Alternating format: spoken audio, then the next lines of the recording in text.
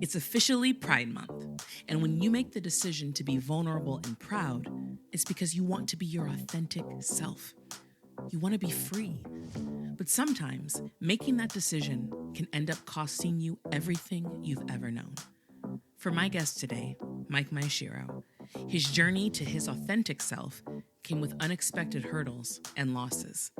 But self-love and freedom, paired with strength in his faith, it proved that sometimes the reward is greater than the risk. You're listening to We Need to Talk. We Need to Talk.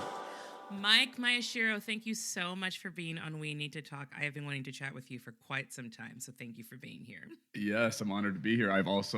The feeling's mutual, so I'm very excited to be here. Yeah, thanks for having me. Absolutely. So we met obviously on Instagram, and we have this little group called Dumbledore's Army that you started with a lot of, I love the title, I love the name. I was like, yes.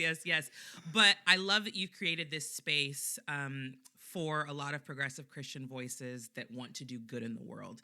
And that's what I was always so drawn to you and what you do on your social media platform. And I would just love to know a little bit more of your story, because I think for my listeners specifically, I do have a lot of progressive Christian voices that listen to this podcast, but I would love to know your story. I know it's been a year since you came out, and I have many friends that are progressive Christians that when they made that decision to really be who God made them, they lost a lot. And you're very, very vulnerable and open about that. So I would just love for you to share your journey and your story.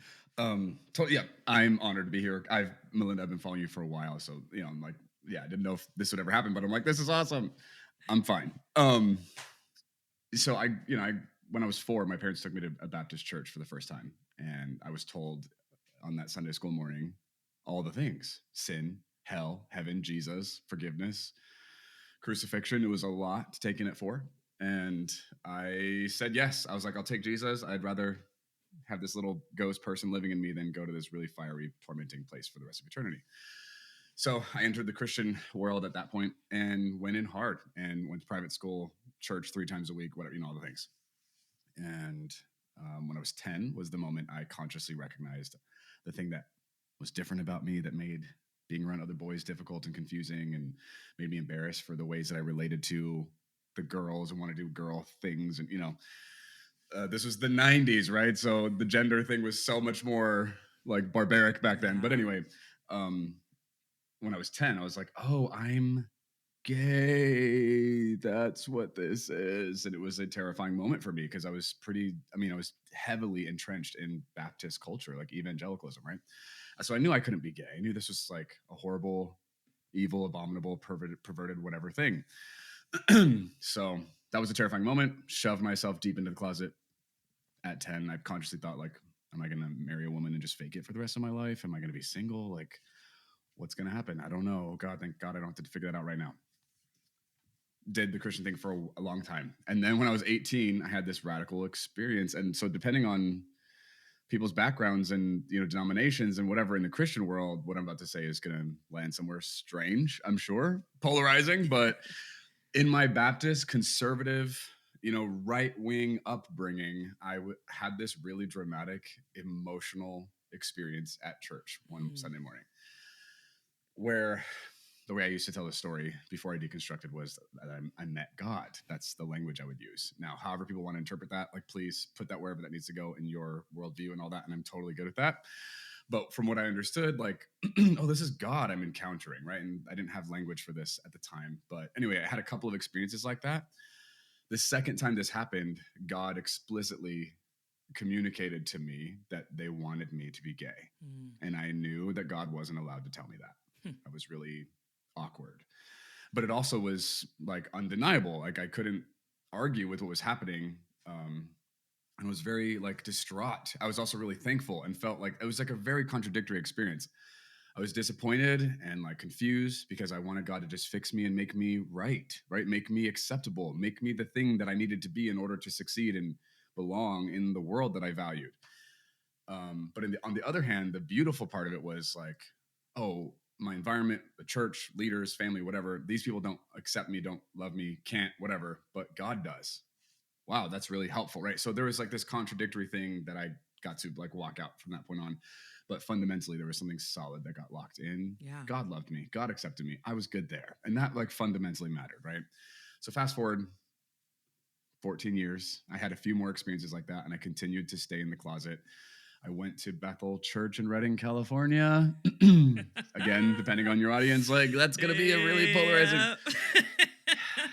I moved to Reading in 2009 because of some intense spiritual experiences I was having that, the environment that I came from and the people that I left behind, like they didn't have answers for me. They didn't understand. They didn't get it.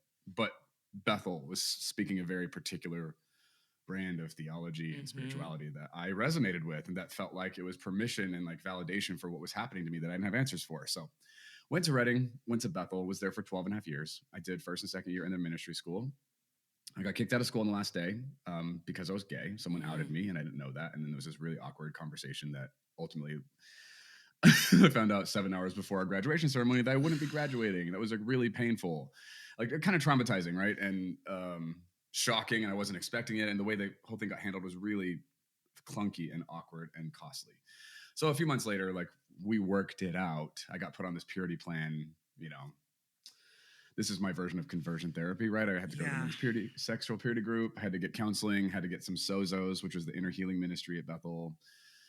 Um, anyway, so that was a journey, I didn't understand how dehumanizing and like harmful that was until after coming out, but went through that. I got hired on staff at Bethel, worked there for 6 years, started teaching in the school I got kicked out of, started leading mission trips and taking interns from the school, and then started traveling and speaking. I was like the teacher on discerning of spirits and kind of built a brand in the ministry world around that whole subject. So I started traveling and speaking, and it was amazing. And my career and my life was taking off exactly in the direction that I was hoping for. And it was profound, but I would every once in a while have these experiences with God where God is affirming me as a gay man, and Yeah. God wouldn't let this go, wouldn't leave this subject alone. And I needed to not open that door because everything was working. And then right before the pandemic, it was 2020. Some things had led up to. I was literally watching Miss Americana, Taylor Swift's documentary on Netflix, and she goes hard on gay rights Yeah. and advocating for the queer community. And something happened. Like I would describe that as a spiritual experience. I felt the Christian word would be conviction, right? I felt like the Yeah. onset of deep conviction. I knew it was around the gay thing. I knew Taylor knew something that I didn't. She was touching something that I hadn't, and she was right. And I didn't know what to do, so I ignored it. 2 weeks later, I had another similar experience, not with Taylor Swift, with like the Bible, like a story in Acts where Peter goes on a roof, falls into a trance, the Yeah. sheet from heaven comes down, right? Don't call anything unclean that I've made clean. I know whatever this moment is happening is the same as the thing with Taylor Swift. This is about the gay thing. Is God telling me being gay is acceptable? I don't know what to do with that. 3 weeks later, another moment happened in the same intense nature. And it was that moment that I was like, oh, I think this is God. I think, this is beyond me. And that was a really pivotal moment in my life. That was the experiential moment, the straw that broke the camel's back, where I Yeah. decided like, I can't keep doing this. I can't keep being platformed by an institution that is overtly anti-gay, right? Like they Yeah. have the whole ex-gay ministry there.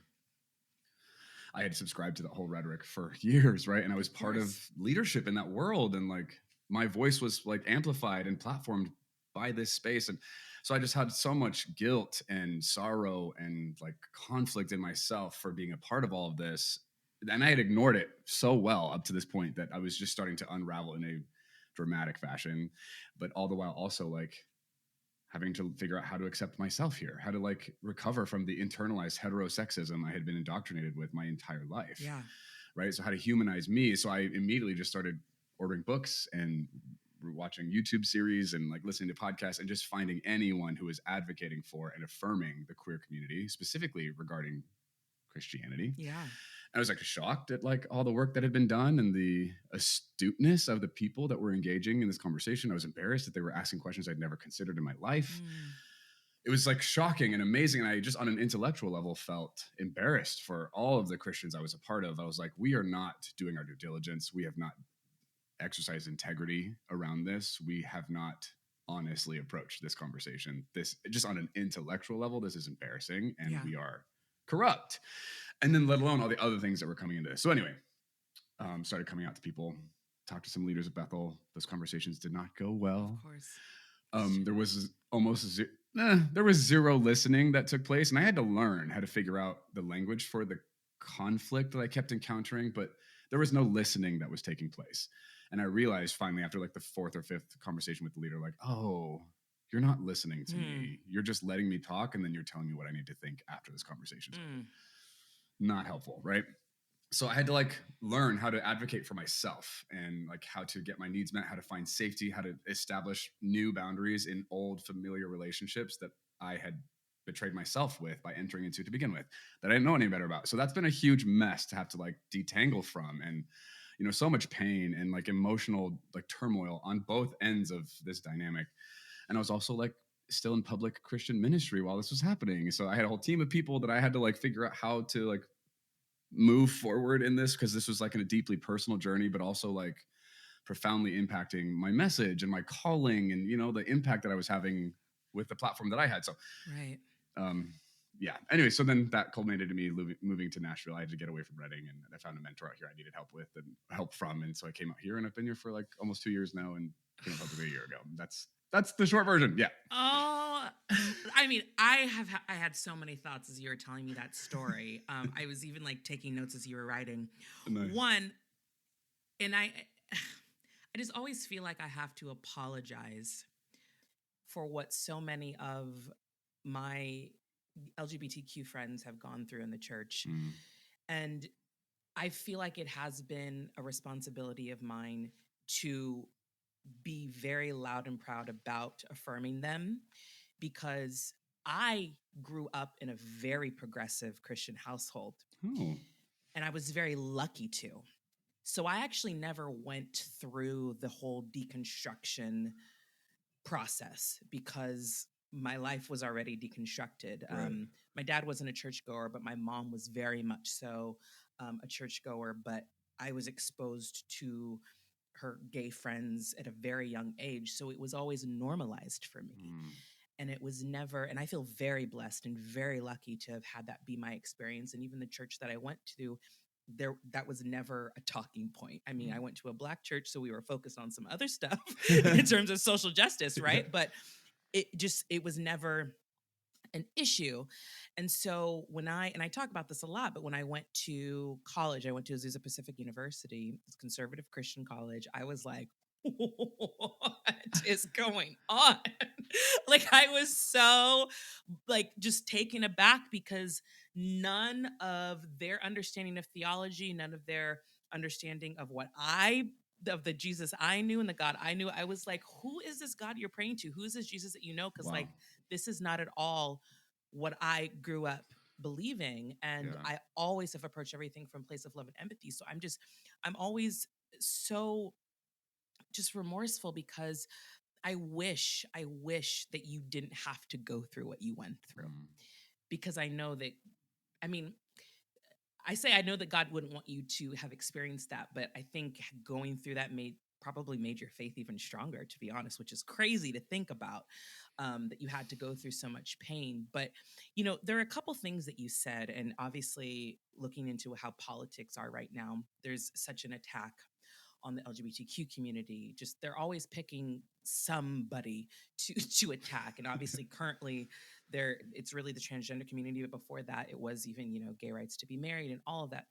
But you said that you realized at the age of 10 that you knew who you were. How does it make you feel when you hear people, specifically right leaning, claim that kids of that age don't know who they are in terms of identity? Well, I mean, it makes me roll my eyes. Like, Yeah, that's not true. It's absurd. Like, I knew I was gay before I was 10. I was 10 when I realized the language we use in our culture to got talk it. about what I was, right? Yeah. So like, I hear a lot of people talk about how they knew they were gay when they were 5. I'm like, you know what? That's true. I identify with that. I knew. I just didn't have language. I didn't understand, right? So when people say you can't know at that age, I'm like, nah, it's not true. I absolutely like, you could, Right. if you just like would get them out of their straight privilege like blindness and have them recognize Yes. what they knew about their own experience and their journey, like, you could tell you were into whatever, however it is you're inclined, like, Totally. and it did, like, especially for someone like me, despite your better judgment and what you've been told is upright or good, like, I was the most devout and like committed Christian that I knew. Like my Christian friends looked up to me for being the Christian dude. And despite all of my intentionality and effort, I couldn't shake this. I couldn't overcome my own orientation, you know? So if people say that, I don't hear it a ton at this point. I don't, maybe because of how like gleaned my algorithm has become, but if people were to say that, I mean, I would laugh. It's not even, that's not valid. That's not a valid Yeah. point. That's not true. It's just literally inaccurate. It is. And because I mean, I remember my first crush, I was 4 Yeah. and it was on a boy. Right. And I had been boy crazy my whole life, you know? And so I knew that. And so when I hear people say that, I'm like, of course, because even growing up, like, oh, that's, you know, her boyfriend or that's his girlfriend. We are pushing that Yeah, narrative on kids for at a sure. very early age. Yeah. And so to then turn around and say that they don't know it's laughable to me because I'm like, you guys had crushes when you were a certain age and you know who you have a crush on, right? Mhm. So yeah, I was just curious how that makes you feel because when I hear it, I'm like, you're just trying to push a certain narrative for sure. It's Yeah. it's just not the reality. Right. The other thing that it just really upsets me, and we know that there's been a lot of legislation being passed and people trying to pass it in terms of affirming care for specifically transgender kids. And, you know, I think that they'll probably make the argument that they're trying to protect the kids and doing what's right for them, right? But what I always find so interesting, because I know you brought up that you kind of went through a version of conversion therapy, is why do they not view that as harmful when actually giving your child affirming care is letting them be themselves so that they can be happy and free? I feel like conversion therapy, and I know so many people that went to Pray the Gay Away camps, went through conversion therapy, and they were miserable because they were basically trying to be changed to live a lie. And that is so much more harmful than just giving them the space and the love to be themselves. So, again, how do you feel when you hear those conversations being had? Because it upsets me greatly. It Yeah. really does. Yeah. Yeah. It's very deeply upsetting because first of all, it's like obviously it's hypocritical. Yes.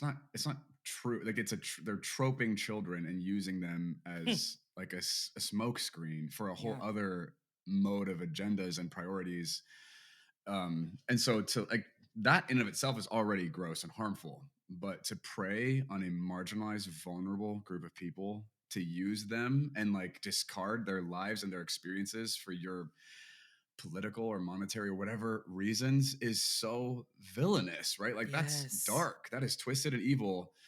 And so like to take away the things that we've actually like invested time and energy and research, and people have dedicated their lives to getting us here, to caring for people like this, because they're not just random, like they are a portion of our population and have been here Yes. forever, right? Like to take that away from them, to demonize this stuff, like it's just villain energy. You're like, what is this? Is crazy. So like I've moved so fast and done so much work both internally and then throughout the political and intellectual spheres, theologically, like there's been so much change in what I've been told is good and true and right in the world that I can Yeah. sometimes vaguely remember where I came from and how and why we thought the way we did. And but a lot of Mhm. it I'm like, there's so much fundamental underpinning of like a Yeah. difference of approaching life and viewing Yes. humanity and ethics. Even like the fundamental underpinnings are so different that like it's like I don't even know where to start to try and get on the same page with the person, Oof. with the people who think this is a valid, logical progression of thought. It's like we are fundamentally disagreeing about what words like goodness and love and Yes. well-being and truth, like those are big deals and ideas, and that's where we've already derailed. So when it starts coming to these specific victims that we're creating, right, like we're not even having the same conversation anymore. So for me, it's like the intellectual side is like, man, there's such a like a disconnect. And then obviously on an emotional side, it's like, how do you not see the human beings whose lives you are hurting, you are inhibiting, you're restricting, you are ending with this kind of like rhetoric or legislation? It's like so sick. I think a lot of those because most of these people are coming from a privileged existence and so insulated from, you know, the things we're actually talking about. Yeah. They can't identify with. They don't get it. Like they haven't even experienced the empathy side of humanizing the people who are being Oof. mostly impacted by this stuff.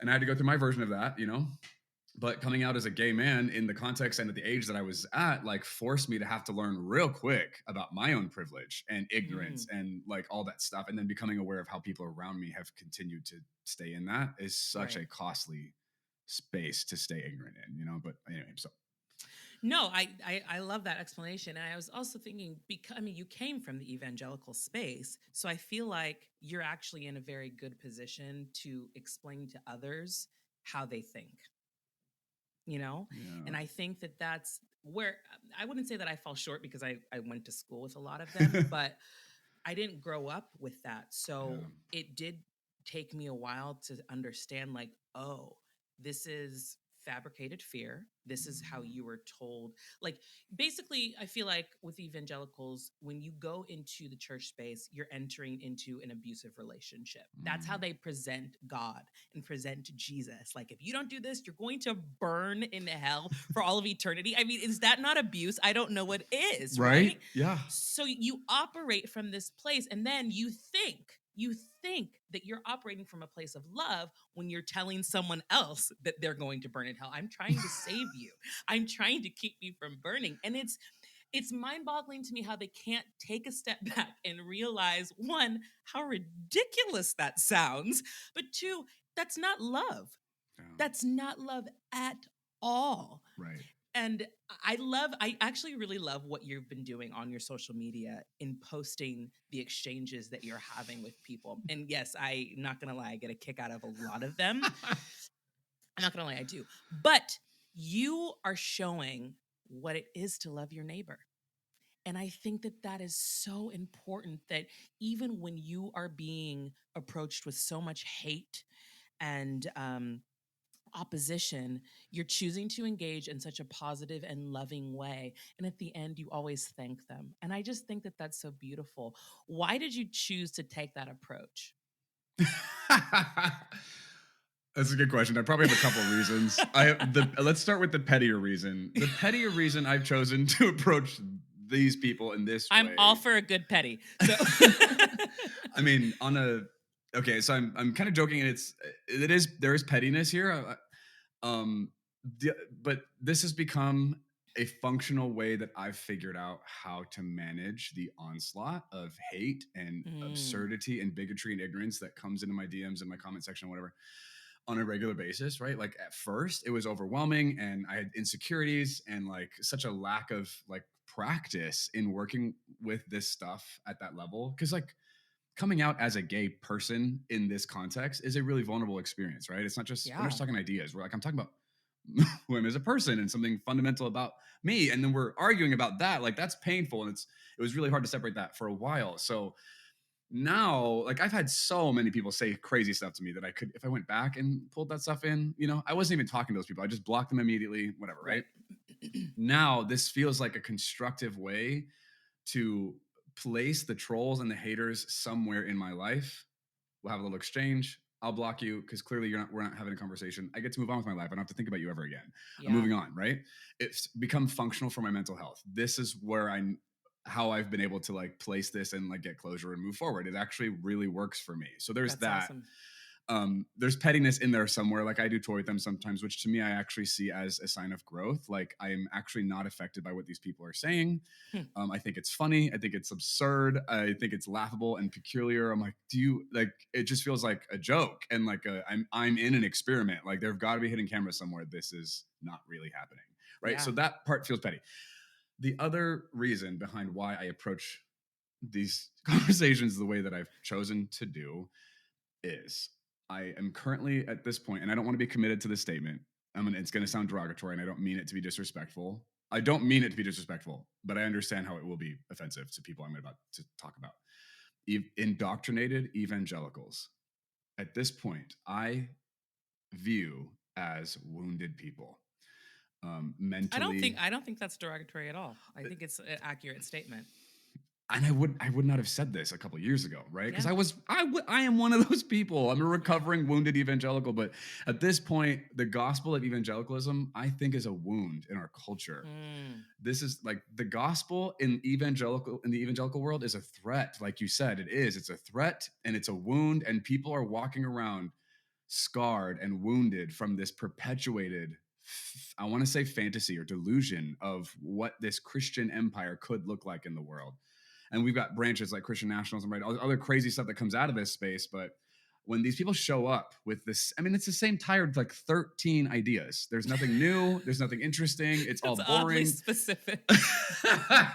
Because like, yeah, you can see the progression of how some of these, Yes. they've tried to like move forward and evolve in the ways that they can like demonize and silence and erase queer people. Yeah. There's like 13 things that they all just say on repeat, and so it's not interesting. I don't feel like stimulated or inspired. I don't feel compelled. I'm not trying to change any of their minds. They enter the space. I'm like, oh, here's another wounded person.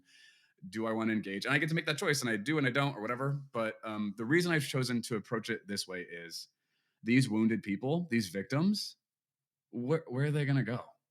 What's Mm. the solution for these? They're still people, right? They're still humans. They still are Yeah. part of our world. So it's easy to like demonize them and dehumanize them and like erase them in the same ways that I'm confronting they've done to me. I'm like, what's the better way, right? What does love look like here? And I don't owe this to my abusers, right? Being a queer person who's uniquely been victimized by this group of people, I have to like care for myself and make sure that I'm not slipping back into some other weird enlightened closet, right? Like I'm very vigilant about making sure that I'm not negotiating with that. But big picture, I'm looking down the road, decades down the road in the work that I'm doing. I don't want to just help outline in more bold font the lines that we're drawing between each other. We have to get to wherever we're going that's going to be better for everyone together. Like we're going to have to work with these wounded people. So Mm-hmm. the reason I like share these horrible conversations or embarrassing conversations or absurd conversations I have with these wounded indoctrinated evangelicals is I would like for just whoever's paying attention to just get more and more informed on how this conversation goes, what's coming up for these people. Because if I do it enough, everyone's going to recognize patterns. I won't need to have to point them Yes. out. It'll just Ooh. become common, right? You'll just understand like they are all wounded and stunted in these very particular ways. They cannot humanize people in these particular areas. They are disqualified from being human in these particular aspects of Hmm. humanity, right? Hmm. It's just they're numb and cauterized and just stuck there.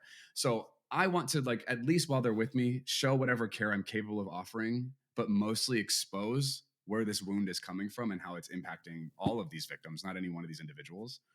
And I don't know what the end of that result is, but I'm hoping there's a more constructive offering to this general conversation we're still having. Yeah, and that was my next question. Like, do you think that there's any way to heal those wounds? I mean, we obviously see like the whole deconstruction movement, it's Yeah, happening. And I yeah. think it's really encouraging seeing how many people are getting out of their bubbles and starting to ask questions and realizing, oh, shoot, everything I've been told my whole life is actually kind of wrong.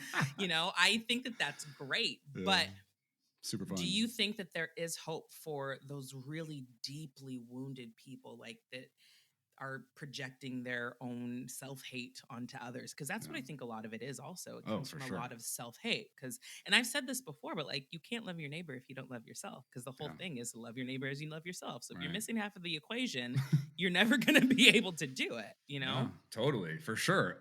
Yes, my first immediate answer is of course, there's hope for them. There has to be. If there's not hope for them, there's not hope for any of us. Yeah. Like, Yeah.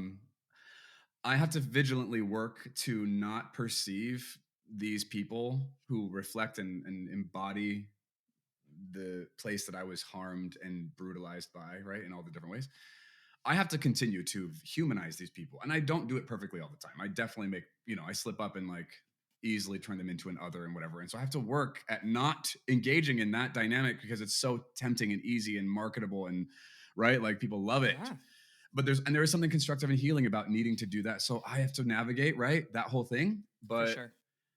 there has to be hope for them because like this is awkward, but like Lord of the Rings is coming up, like Frodo having compassion on Smeagol or Yeah. Gollum. Yeah. Yeah. Yeah. Yeah. Like Sam doesn't get it, wants to just kill the thing, kill the dude, get him out of here, whatever. And you watch Frodo continue to make compromise after compromise for this villain who's walking with them But at some point, Frodo confesses, like, I have pity on him because I see myself in him. I understand how he got Mm, there. I understand, like, this could be me. The only difference between me and him is time, is choices. Like, he's not like fundamentally separate from me. Like, he just made his choice, right?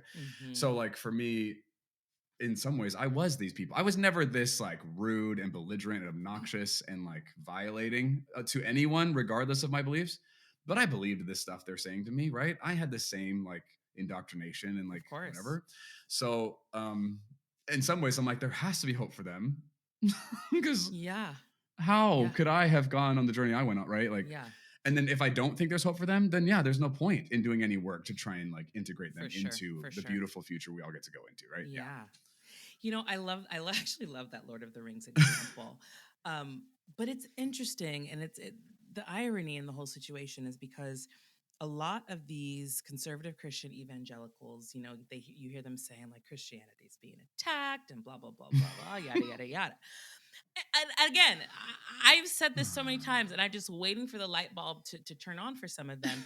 But if you're feeling that way, how has the light bulb not turned on and just the switch where you realize, oh, this is how all of these marginalized groups have been feeling, even though their feeling of oppression is completely not warranted. But granted, if you're feeling this way, how have you not like come to the conclusion of understanding it and be able to create empathy and be like, oh, how I'm feeling right now is exactly how they've been feeling this entire time. Like I don't know what it's going to take for that empathy to just kick in. Yeah. Yeah. I think, I don't want this to be the answer. And I'm hoping this can't be the reason or the hope.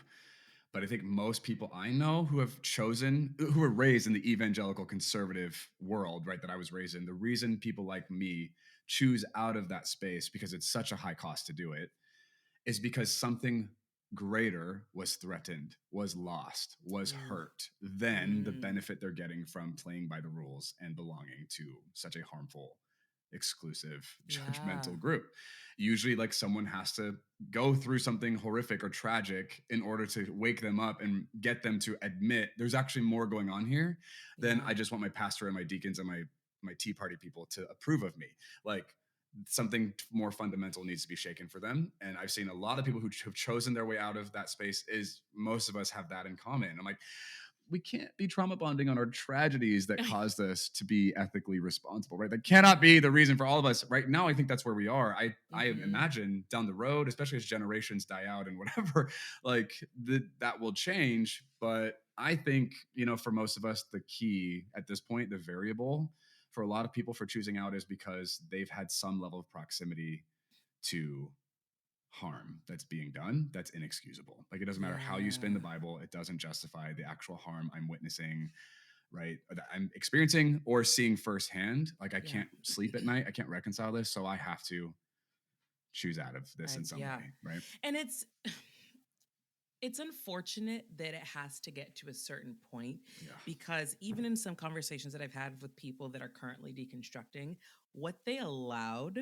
up to the point where they decided to leave, I'm baffled because I'm like, but Mhm. you let this, and this go, and this was the straw that broke the Right, camel's back. right, Like totally. it's wild to me. But look, I know everyone in their own time, and we're all on our own journeys, and I get it. But I am always surprised to what like the tipping point is for certain people. Like they will ignore racism, they will ignore misogyny, pedophilia, even LGBTQ harm. But Yeah. then something, and I don't want to ever diminish somebody else's story, but sometimes it seems like something so small will be like, now I'm done now. It's like, but all of this other stuff just happened, Right. you know? Totally. So yeah, Yeah. it's interesting, but it's each person has their own story and own journey. So Yeah, and I think that's actually a big part of it is when you step out of it and you do the work and you look back, it's like we approach it logically, right? Like, how do you make sense of this? But for those people who are going through it or having to make those sacrifices, it's not based on logic. It's the story we've been telling ourselves this whole time, right? yes, Like, I don't yes. want to admit this, but this is part of my own like recovery process was like I excused racism and misogyny. I don't know about pedophilia. I don't know if I was aware of some of that.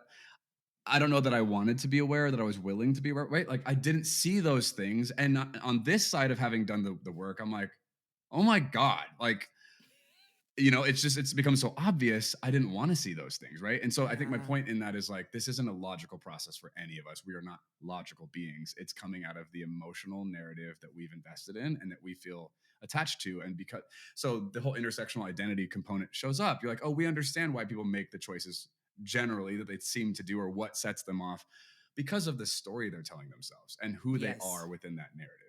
And so if Yeah, we can approach absolutely.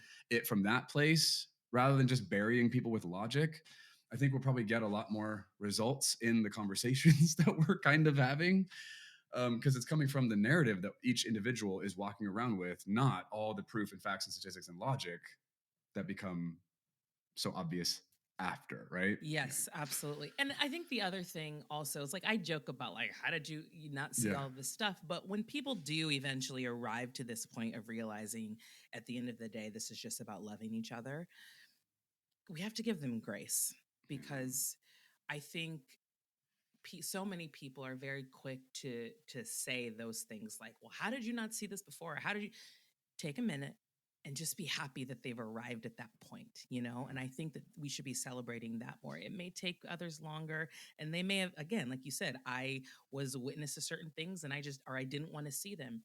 Everybody is on their own journey and their own path. And I do have hope that we will all end up in the same space together of really trying to live out Jesus's words of just loving each other because people make it so complicated. That's what I've realized. And it really doesn't have to be. It Yeah. doesn't have to be complicated. It's not hard to love people. It takes effort to actively oppose them at every single turn. I mean, my goodness. Like, right? It takes No, effort you're to right. do That's that true. when you could just live and love and like be happy but no, I'm going to choose to do this and like make my platform about this, or every time I open my mouth I'm saying something hateful. I'm just like, I don't know why you're choosing this. Yeah. But with all that being said, Mike, I'm very grateful to know you. I love the work that you're doing. I think your voice is essential and I'm very glad that we were able to sit down and chat for a little bit. Could you let everyone know where they can follow you and keep up with the work that you're doing? Yeah, thanks. For sure. Thanks for asking. I think probably one of the pettiest and most exciting place to follow me is Instagram. So my handle is just at Mike Maeshiro. That's where probably most of the drama and most of my energy goes, is like just the things I'm publishing on Instagram. Mhm. I'm on TikTok, I'm on Facebook, I'm on YouTube. I have a YouTube channel that I also have a podcast and I publish interviews there. Which, by the way, Malynda. I got you. Um, I got you. and then I have a website, just MikeMaeshiro.com. All of that is just Mike Maeshiro. My first and last name is going to get you to all those places, but Instagram is kind of my living room, if you will. So. Amazing. Well, thank you so much. Yeah. It was a pleasure chatting. Thanks for with having you. me. Yeah, likewise, Absolutely. for sure. Absolutely. Thanks again for listening to We Need to Talk. Make sure you like, comment, share, and subscribe. And remember that everything begins with the conversation. We'll see you next week. We need to talk.